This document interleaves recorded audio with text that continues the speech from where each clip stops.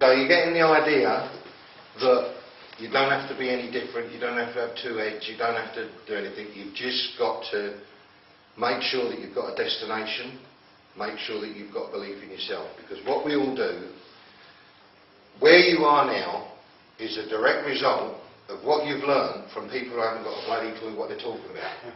And you're now, every bit of information you get, you're making the decisions based on information given to you people that don't know what they're talking about. So, if you think about it, you're in a no-win situation, aren't you?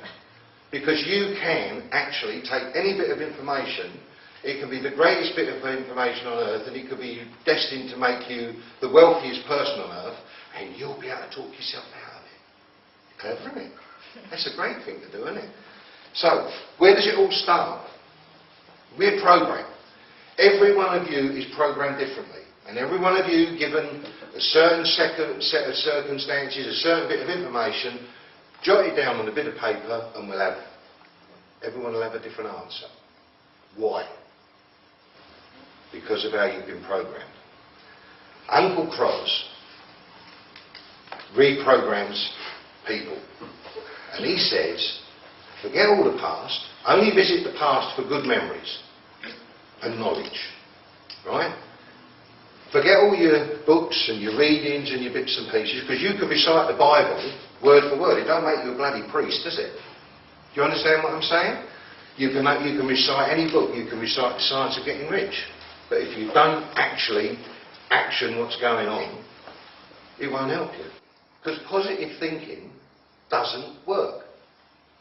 And every book you've read said positive thinking does work. Doesn't it? What works?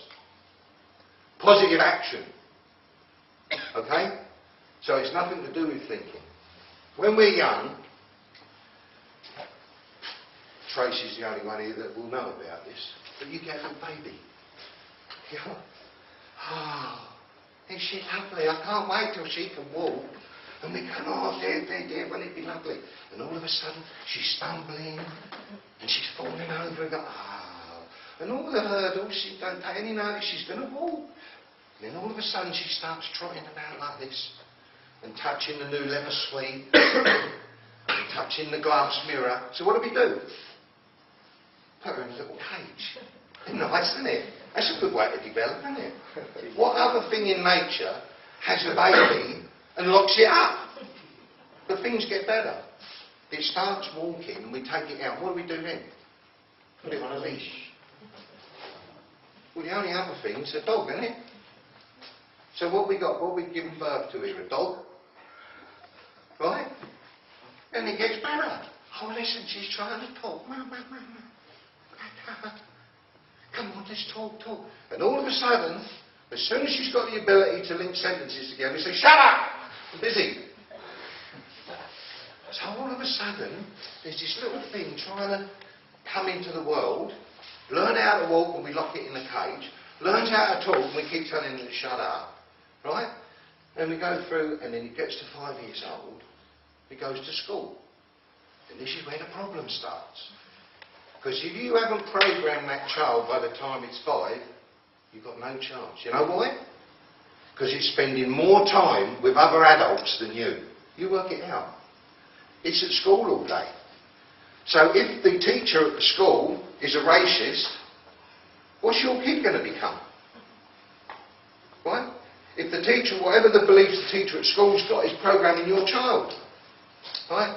Comes home at night, don't bother to talk, So by the time the kid's 15 or 16, it's totally confused. You don't know it. It don't know you. Right? And you say, all right, go and get yourself a job. If you don't want a job, you go and learn, go and study. Right? So, who's making the decisions? Your parents. They're making the decisions for you. You're not making the decisions.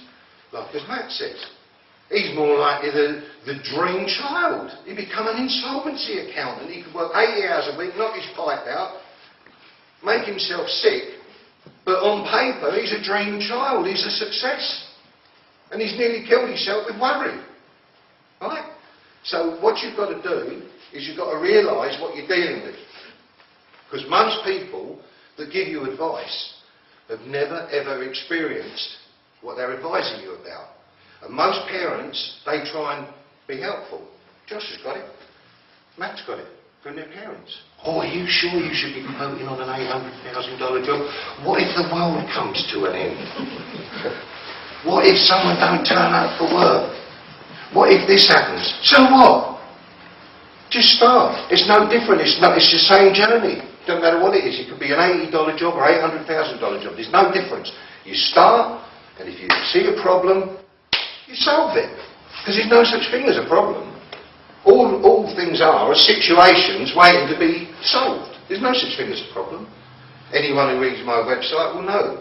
I've got a saying. What's that saying? Here's a situation. It's worrying me. Have I done everything I can? 2, is there anything else I can do? If the answer to those 2 questions is yes, no, sling it in the bin. And don't approach it, don't even think about it until it rears its head as a situation to be solved. Make sense?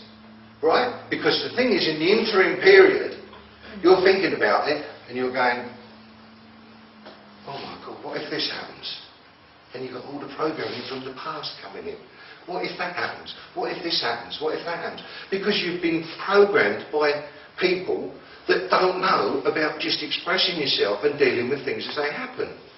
I particularly believe that you should think the whole first, and then worry what's going to happen. Then worry if the sides fall in or whatever. But don't actually work out, if I did that and I get in it, Just start on your journey. But don't just start willy-nilly. Get a bit of fire in your belly.